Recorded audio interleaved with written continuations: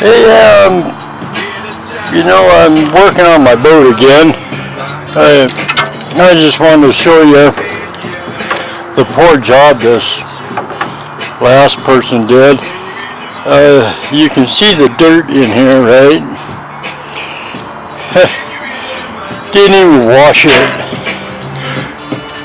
I used a polyurethane to actually, instead of an epoxy, I just learned watching, I always watch videos about what I'm going to do, even if I think I know what I'm doing. I watch videos to refresh in my mind, so there's no misunderstanding or remember something wrong. All this going to be filled. All this has got to be repaired. I got to put some angle iron on it and screw it from the bottom, and then put matte fiberglass over it.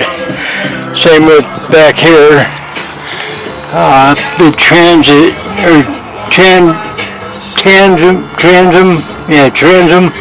whatever you call the back of the boat. You can see where that's all needs filled in. And of course I'm going to have plywood on the inside to keep the motors from slipping up and down, and just to help secure the motors. And even the front's a little cracked around the seats.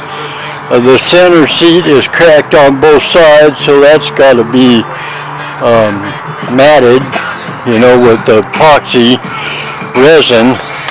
You can see how this sticks off here, and by golly, all this, just peeled off here. That peeled off. I was taking my putty knife and scraping it, and when I got underneath it, it just kept going and going, so I pulled it off. You can see where this dirt was. I showed you on that other piece. This was full of dirt. He didn't even wash it. He used polyurethane on it. Didn't even prep the surface before laying this stuff down. Just a quick job to make it look better to sell it. The initial cost for me was $225, and then my brother Larry and I put this trailer together, and I think I ended up paying him $200 for his part of the trailer. And I thought I worked that off, but he demanded another $100. So I'm getting all this ground down. This was risen like this. It had a big old, I don't know if you can see that, how high that's raised up. You could have tapered it down a little better, I think. But this side here was the same way. You can kind of see maybe there where it's a lot of resin in there. Just a bunch of resin. And I got my new ID number on here. That because the old numbers were wore off, you couldn't see any numbers anywhere, so they gave me another ID number when I registered the boat. It's just part of their process here. They did the same thing to the trailer. Because we took two trailers and made one out of it. Washington gave me one VIN number, but Colorado changed the VIN number, and I had to put a tag of it on the trailer up above. But anyways, up on the tongue, on the right side, and you know, these rollers back here don't even touch the boat because of these, so I got to raise them up a little more so that the boat actually sits on here on the rollers. You know, it sits on this roller, you know, and those sliders. And let's see, I'm getting a electric ATV winch, little 12 volt. I'm going to purchase a little lawnmower battery to operate that.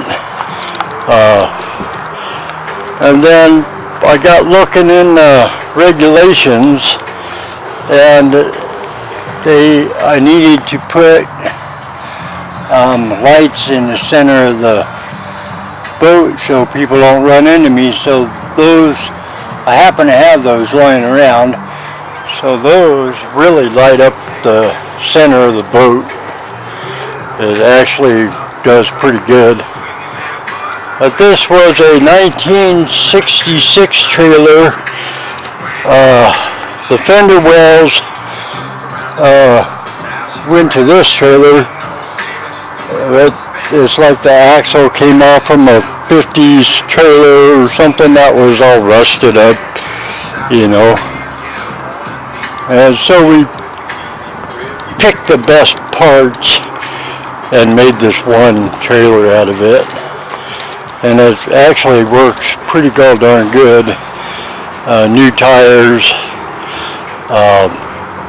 you know, all that good fun stuff.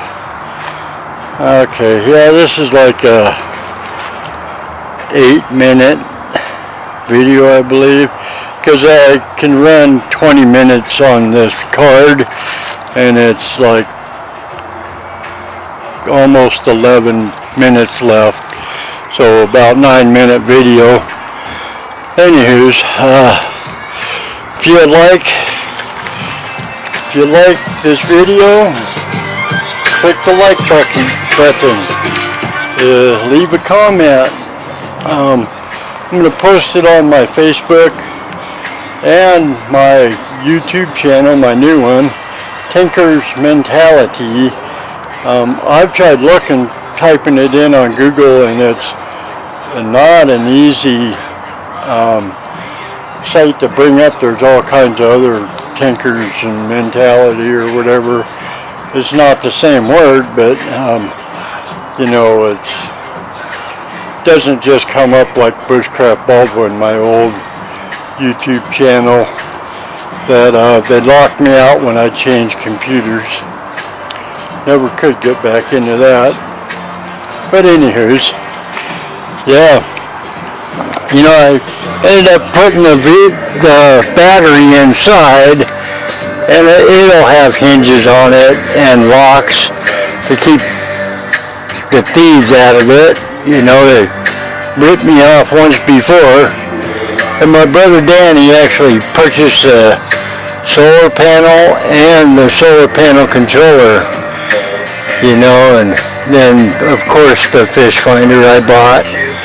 The new battery, shoot, that was $120 or something for the smaller one.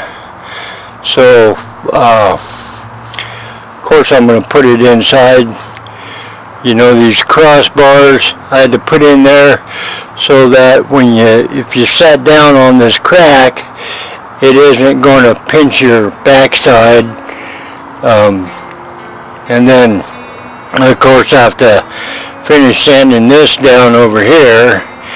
The part I put fiberglass over because it had a big old hole there, and it was all cracked and all that.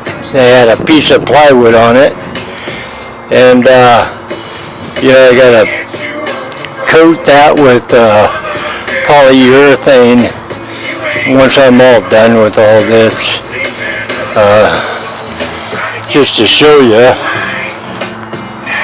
you know, I can push the bottom of this boat in with my fingers, and walking inside the boat on the lake, man, it's like is the bottom gonna fall out? Because all this is broke loose, right? You know? So that's, I've got to put screws in there and reinforce it and all that.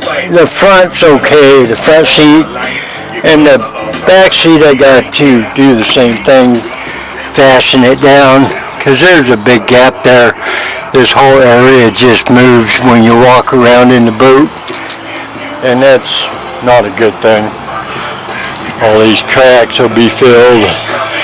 The wood here is all rotted, which there's not really much I can do about that except fill it with a double epoxy and pull it down and just squirt the epoxy in there, let it run down inside, and then vice it down, you know, and it's about all I can do there. Anyway, yeah, my lake nest. Lake nest instead of Loch Nest. Anywho, like I said, if you like what you see, hit the like button, leave a comment, subscribe to my channel. Have a good day, and hope to see some response to this video. Anywho's, y'all take care.